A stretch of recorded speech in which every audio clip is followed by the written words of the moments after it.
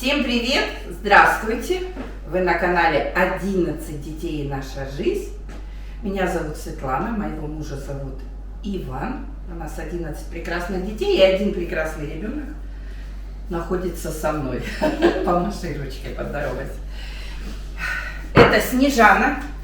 Почему говорю? Потому что стало новых людей много заходить с разных. Пишут: Махачкала, привет, здравствуйте, спасибо, что вы заходите к нам в гости. И сейчас мы со Снежаной и с оператором делаем куриные котлетки, как в детском саде. Почему говорю, как в детском саде? Хочу Снежане угодить. Они-то вроде уже как взрослую еду ест. Вот Ванька еще, Ваньке да Снежане. Фарш только что сделала. Не собиралась снимать, и тут думаю, нет, ну надо. В общем, у меня здесь 6 килограмм куриной грудки, лук. Я пропорции оставлю, ничего сложного нет накрутить фарш. Грудку я на 2 раза перекрутила. Чеснок, лук, все на 2 раза перекрутила, а хлеб я замочила. Ну, вообще на воде делают, но я сделала 50 грамм молока, 50 грамм водички, пополам, не 50, а пополам. Замочила хлебушек и потом его хорошо в жижу, в такую погружным блендером взбила, да? И сейчас взбила, и все это соединила с фаршем, перекрученным надвое. Хорошо отбила. Хоть это и не жесткий свиной говяжий фарш, но все равно отбить надо. Отбила хорошо. И теперь формирую котлетки, которые буду жарить в духовке. Оператор попросил убрать со стола кастрюлю большую. Я приготовила кастрюлю. Хочу сегодня убрать, насколько получится сейчас, еще 3 индюков хочу убрать сегодня. Потому что надо уже убирать, надо для тех, которые останутся в зиму, надо места побольше, чтобы было. Потому что одного самца он очень крупный. Снежана решила помыть посуду, которая в умывальнике. Так моет посудомойка, но есть там посуда, которая вот там от машинки, мясорубки я крутила. Положила, думаю, сейчас котлетки будут жариться, помою. Но сегодня помощница дома. В общем, с фаршем, да, и хорошо отбила его. 6 килограмм грудки у меня здесь. Так хорошо прям делаю, такие прям. И в духовочке сейчас с сухариками буду зажаривать. Как в детском саду. А, еще у меня здесь немножко сальца. Ну, совсем немножко, но у меня здесь гусиный жир. Вместо сальца я добавила гусиный жир, чтобы он полезный, во-первых. Я его совсем немножко добавила, чтобы жирочек был и чтобы было полезно. То есть птица с птицей у меня. Вчера читала комментарии, и одна женщина очень сильно сокрушалась, посмотрев мой видеоролик, наш видеоролик про переезд, сокрушалась, что я, так слова такие использовала, обсираю Бурятию. Я никак не делала это. Я безумно люблю Бурятию, уважаю людей, которые живут в этом городе Улан-Удэ, в этой республике. Я вообще-то не склонна плохо говорить про каких-то людей, если честно. А тем более тех людей я знаю. Я рассказывала о себе, вы сказали, никто там не болеет, это очень хорошо. Это я там болела. Вас очень тронуло, вы пишете несколько прям комментариев, что вы ни за что не оставите свою Тюмень, свои снега, что муж вас переманивает на юг, а вы ни за что. Я поддерживаю вас, вы молодец. То есть каждый должен жить там, где ему нравится. Мы переехали сюда, я тоже очень скучаю по снегам. Но когда мы переехали, мы на следующий... мы в июне переехали с детьми. А в декабре мы с детьми ездили в Комсомольск-на-Амуре как раз ездили зимой специально в конце декабря для того, чтобы зиму застать. Но я уже была не готова даже. Вот даже после Бурятии к Комсомольску-на-Амуре я была не готова. Было очень холодно, я была вообще... Я передвигалась только на такси. А дети вообще не могли передвигаться. То есть я к чему говорю, что Улан-Удэ примерно 2 суток езды до Тюмени, да, там, я не знаю точно, в каком районе вы живете. Вы живите, пожалуйста. Вы что в сердцах-то так распереживались? Ни в коем случае я вас не переманиваю. И там, кстати, если вы смотрели внимательно ролик, меня просто попросили рассказать о нашем переезде и о моих ощущениях. Меня часто просят. И я поделилась. Ну, ни в коем случае никого не переманивала. У меня уже стоит духовка на 200. Я сейчас один противень поставлю, низ вверх. И... Нет, я сразу 2 налеплю, пока разговариваю. И потом все вместе поставлю. Только включу сейчас, потому что мне там маслицем надо будет смазать их еще. Все, на 200. Одна духовка и вторая. Еще вопрос поступил такой. Я сейчас не буду зачитывать, кто читал, я здороваюсь, вы знаете. Вы спросили у меня, посоветую ли я переехать в свою станицу и в какую станицу в Краснодарском крае я бы могла, как уже местный житель, ну, 4 года, если это немножечко, местным жителем меня, конечно, не назовешь, тем более меня. Мужа, наверное, моего уже назовешь, потому что он уже весь Краснодарский край знает, а я свою станицу даже не знаю. Мне некогда куда-то ходить, ездить. Так, свою станицу однозначно не посоветую. У меня недавно, ну, уже года 1,5 назад, знакомые переезжали, тоже спрашивали, остановились они в Курганинске в самом, спрашивали у меня про мою станицу. Вот пожилым людям, смотря какой у вас возраст, смотря какие у вас приоритеты. Мы когда искали станицу, мы искали место. У нас были требования. У меня есть одно видео, я там рассказываю наш переезд.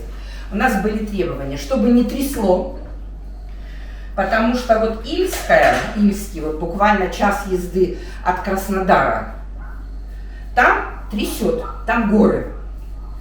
Мы хотели купить Славянск на Кубани, потому что он тоже там 30-40 минут до Краснодара, рядышком городочек. Мы сначала-то искали, чтобы было не так дорого жилье и чтобы мы жили недалеко от Краснодара. Там топит. И вот тот год, я сначала расстроилась, что мы там не купили, но тот год, который мы переехали, Славянск на Кубани прям затапливало капитально. Понятно, что люди живут, я ничего не говорю, привыкают ко всему, кого-то... Не успел ее поймать. Кого-то топит, кого-то не топит, кого-то трясет, кого-то не трясет. Ну, что тот дом, который мы хотели купить, сказали, не трясет. Вот чем именно мне... То есть я бы посоветовала переезжать в большие станицы. Чем моя станица мне не нравится? То есть моя станица между 2 городков. 10 километров в одну сторону, 10 километров 12 в другую сторону. Но в музыкальной школы в моей станице нету. Большого спортивного ДК в моей станице нету. Если по меркам города, вот когда мы переезжали, то это вообще ничего. Но когда приезжаешь и здесь живешь, то это уже значимо. Поэтому все-таки, если вы молодые, у вас семья, и вы хотите, чтобы ваши дети развивались и занимались, и не хотите 24 часа посвящать поездкам, потому что вот сегодня мы с 8 утра уже съездили, папа съездил со Снежаной, уже она сдала в спорте там, где занимается тренировкой. Вчера только выписали с больницы, уже съездила, медкомиссию сдала. У нее соревнования в феврале месяце, поэтому она ее подготавливают. Я у нее сегодня спросила с надеждой: а ты не собираешься тренировку оставлять? Она повернулась и сказала: никогда.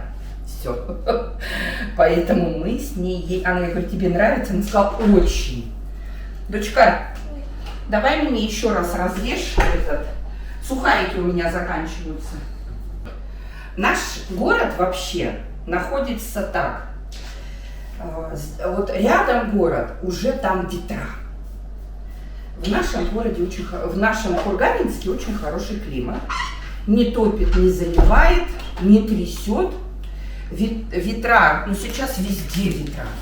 Ну как они раньше говорили, везде ветра, а у нас нет ветров. Да, то есть Курганинск хорошее место, но если о станицах, ищите. Набирайте, как мы искали, расстояние до Краснодара. Допустим, станица Динская, станица Ленинградская, станица Ильская, вот Ильский вот этот поселок, он со стороны Анапы находится. Мы вот в Анапу ездили, проезжали его. Все, не высыпай, доченька. Все, хватит. Все, спасибо, помощница. То есть, если вам прям конкретно надо что-то будет, ну, можете... Мы искали, вот именно, у нас Google был в помощь, мы прям гуляли по станице, по Google, рассматривали, что там есть. Мужу моему здесь очень нравится, что далеко, что нету движения. Свекру моему очень нравится. Ну, я, конечно, из-за детей бы, конечно бы. Вот сейчас дети поступают, и им приходится, вот Валера в Армавире живет, каждые выходные приезжает. Сейчас скоро Рома будет поступать, потом Никита, Ульяна. То есть детей нужно будет что-то думать. Либо с жильем, либо дом снимать, либо квартиру снимать. То есть вот так вот, да? Ну, конечно, уже будем снимать с тем условием, что и мы будем приезжать все, отдыхать будем там. Так, все, я сейчас помою руки и продолжу.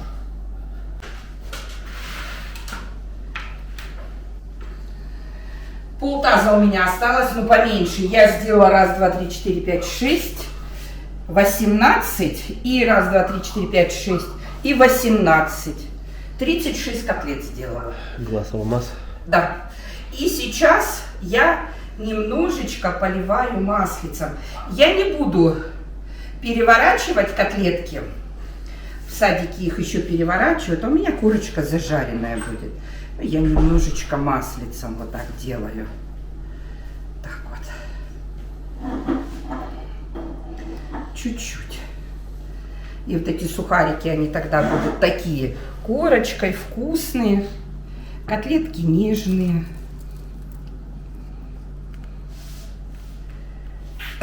Папа тебя ловит постоянно, да? И я так думаю, что вот на температуре 200 градусов примерно 30-40 минут мои котлеты будут жариться. Я когда вытащу, я скажу, сколько точно. Вот эти котлетки, они получаются очень вкусные. И не надо вот этот вкус жареного не будет. Будут запеченные такие вкусные-вкусные.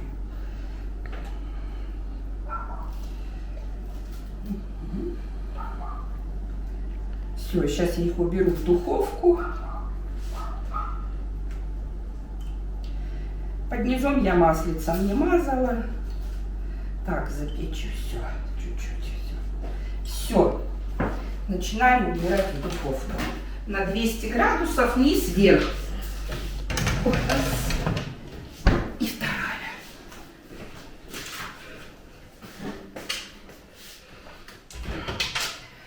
И Снежана мне все поперемыла. Теперь мне надо только за Снежаной все поперемыть. То, что Снежана мне помыла, да? У нее сегодня опять тренировка, в школу она идет с завтрашнего дня, да? С завтрашнего дня. Сегодня она съездила, сдала анализы, сейчас мы позанимались английским. Дети с утра позанимались музыкой, поедут в музыкальную школу. День бьет ключом. Встретимся, когда котлетки пожарятся. Готовлю гарнир к котлеткам. Котлетки еще делаются, сейчас уже буду доставать. Сейчас сковорода еще холодная. Масло. Я буду делать рассыпчатый рис. Для этого я положила масло. Я тоже на сковороду. Я тоже напишу пропорции, которые нужны сюда. Пока масло растаивает, я посмотрю. У меня прошло уже 42 минуты. Готовы. Готовы. Посмотрите, какая красота. Нет. В этой духовке, а в этой чуть-чуть еще. Эта духовка у меня тише готовится. Пока растаивает масло, я сейчас возьму тарелочку. Я прям советую такие котлетки приготовить. Я подробно напишу, как я делала фарш. К сожалению, что-то сначала не подумала. Сверху они такие хрустященькие, а снизу они вот такие зажаренные. Но не подгоревшие, ничего. И они вот такие нежные, посмотрите. Ой. Такие вкусные котлетки. Горячие пробовать не будем, но видите, что все пропеклось 42 минуты. Пышные котлетки. Не удержусь.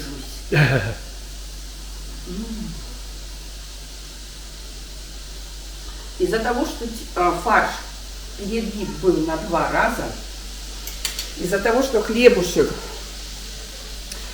я перемолола блендером погружным, они получились прям нежнятина. Такие. Здесь у меня банки стоят.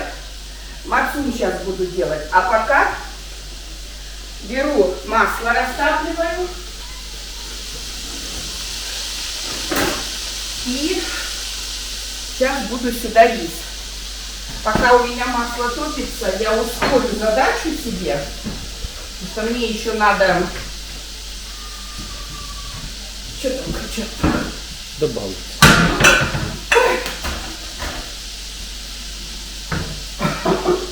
Что-то звуки какие-то. Я сейчас налью воды сразу так раз.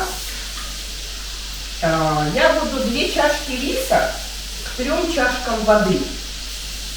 3, 4. Обычно мы 2 к 2 делаем, когда варим. 5, 6. Так, пока 6 сделаю. Все. Выкладываю заранее промытый рис. 1, 2. Ну, смотря какие у вас чашки. Ну, получается, у меня вот эти вот 4 чашки получилось, я рассыпала. Все. Как раз 6 стаканов воды будет. И теперь я в масле. Масло получается на 400 грамм риса примерно грамм 50, 60, 70 масла. Больше не надо, но до 70. Вам может показаться, что масла прям много. Нет. Мне надо каждую рисинку обработать маслицем. И дети именно сегодня заказали вот этот рис. Кстати, был вопрос, как я готовлю кушать. Выбираю ли я сама, что сготовить, или мне говорят дети. А как у вас? Вот как у вас дома? Вот вы мама, вы готовите кушать. Ну неужели вы каждый день, ну может быть вы раз в неделю с детьми обсуждаете. Каждый день спрашиваете у детей, что приготовить. Сейчас сковорода растопится хорошо, разогреется. Смотрите, какой рис получился. Он весь, каждая рисинка искупалась, да? Смотрите. Он получится рассыпчатый. Минут 20 он будет готовиться. Он будет вкусный. Дети оценят. Снежана в больнице лежала, с удовольствием съела этот рис. Дети тоже дома сразу съели. То есть у нас происходит как дома. Вот сегодня я у них спросила, что сделать на гарнир. Они были у меня под рукой. Девчонки были, Снежана и Василиска. Я говорю, девчонки, что приготовить на обед? Картошку, пюре, рожки, рис, гречку. И дети сразу сказали, мам, приготовь рис. И я готовлю рис. А не было бы их, я бы сама придумала. Получается на 400 грамм где-то не полная чайная ложка. У меня здесь 800 грамм. Значит, я 2 чайные ложки. Рис хорошо очень соль любит. 2 чайные неполные ложечки соли. Без горочки. Все, сейчас буду закрывать крышкой. Заливать своей подготовленной водой. 2 кружки к 3. 2 кружки крупы. Кружки, которые вы выберете. Может, у вас вообще маленькие кружки. Значит, маленькие кружки.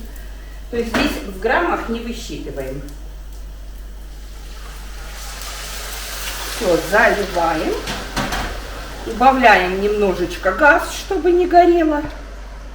И закрываем крышкой. Сейчас закипит вода. Чтобы холодная вода, чтобы закипела. И через 20 минут будет готов рис к нашим прекрасным котлеткам. Вот. Сейчас закипает. Котлетку хочу теперь попробовать. Теперь они остыли уже. Смотрите, низ какой красивый.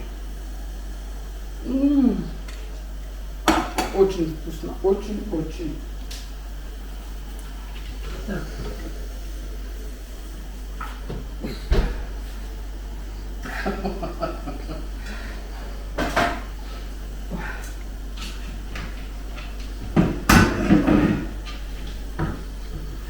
Что, вкусно? Угу. Так, ну все, пока ждем рис. Сейчас он закипает, и я его на 20 минут забываю. На 20-25 минут. Все, закипело. Убавляю газ, и пусть готовится. У меня это большая конфорка, поэтому я газ. А сама сейчас займусь. Мацу у меня подходит. Девчонки сбегали. Снежана с Василисой сбегали за сметаной.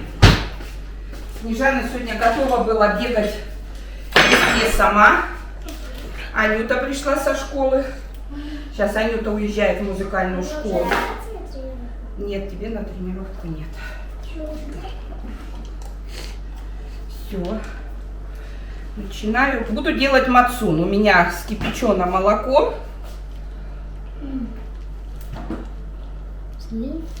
Да. И прям в банке заливаю. И под шубу.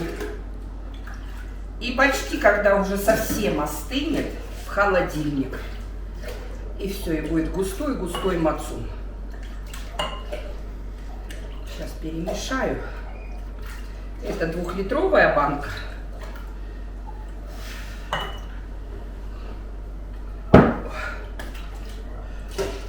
Сейчас вторые котлеты, противень дожаривается, рис доделывается, и будем снимать мукбанг. Кто-то спрашивал, как я делаю мацун. Кипячу молоко, чтобы терпел палец. Палец засовывайте, как бы горячее, но палец терпит. И сметана. У кого есть закваска мацуна, это очень хорошо. Ну, я что-то вот приловчилась, ну, либо закваской, либо сметаной. Но нам со сметаной больше нравится. Да, нам со сметаной нравится больше. Это еще не такой настоящий прям мацун, но уже очень вкусно.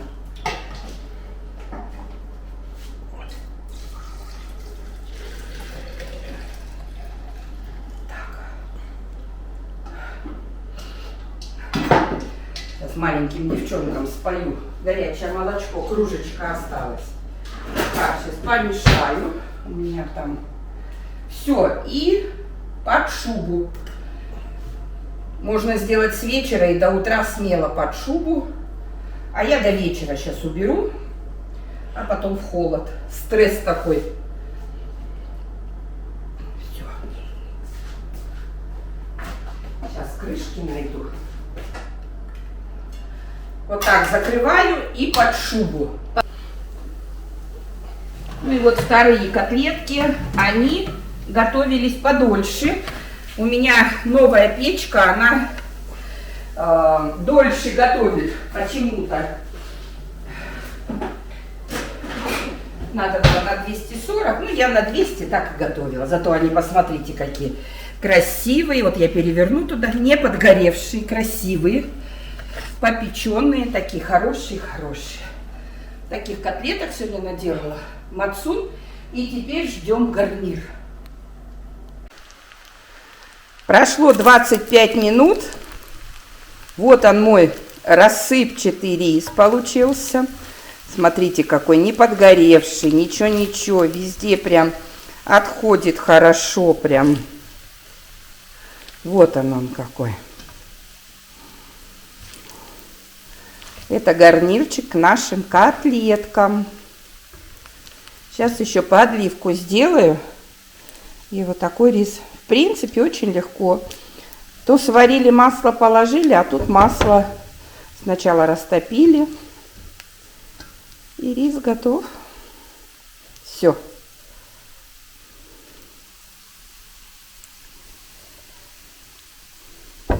Шикарный рис.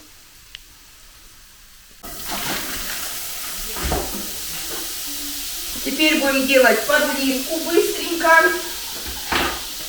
И я делаю сливочное масло и подсолнечное, чтобы было вкусно.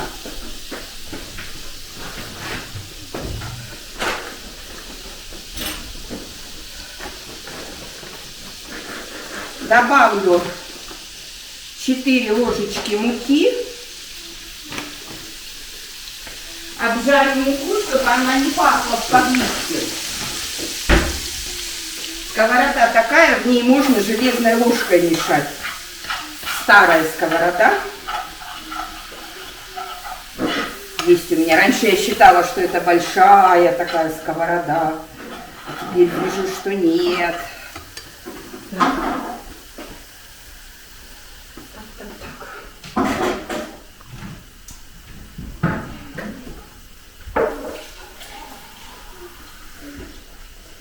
Теперь я добавляю такую большую ложку своего кетчупа, ну то есть томат, 2 ложечки томата, ну я такую большую, и тоже обжарю, чтобы не пахло помидорами, чтобы кетчуп был вкусный. Без лука делаю, без быстрый такой подливчик делаю, без лука, без морковки. Солю.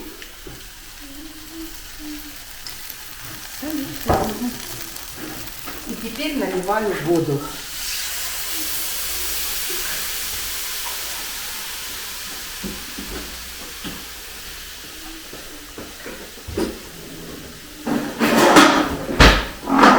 Беру венчик, дети уже накрывают мукбан, кушать накрывают. И начинаю перемешивать муку. Она быстрая. Газ у меня очень сильный, я его убавлю. Сделаю как обычную конфорку. Такой хороший, быстрый кетчуп. Ой, быстрая подливка. Так. Все-таки добавлю я пару чайных ложечек сахара. Хотя в эту подливку сахар не идет, но я добавляю. Лавровый лист добавлю, черный перчик. Вообще приправы по желанию. Паприка, кто что хочет, кому что нравится. Я добавлю только перчик, лавровый лист. Такой густой у меня получился кетчуп. Вкусный. Угу. Соли достаточно, всего достаточно. Немножечко можно воды добавить. Густеет 4 ложечки у меня. Чтоб пожиже был. И добавлю 2 столовые ложки полные сметанки. Но это я. А рецепт оставлю на одну порцию. На 2 столовые ложки муки. Вот такой замечательный. Посмотри сюда, доча. Оператором у меня работает Ульяна. Смотри, какой замечательный. Вкусный. И быстро. Сливочный такой у него вкус. Да, и быстро, доча. Все быстро. У нас сегодня все быстро. Котлеты быстро. Рис быстро. Максун быстро. Все быстро. Смотрите. Вот такой вкусный получился. Вот такой красивый. Цвет только не передается. Тут желтый. Цвет сливочный, да, такой? Да. Цвет такой сливочный. Ну, хозяйки понимают, когда сметана, мука и томат, хозяйки понимают, какой цвет получается. Очень быстрый. Подлив делал самое большое со всей беготней 5 минут. Ну, если такая у меня конфорка еще быстрая, да? Да. Все, выключаем. Весь закипел. Можно добавлять зелень, можно хоть что. У нас сегодня будет такой. Все. Встретимся на мукбанге.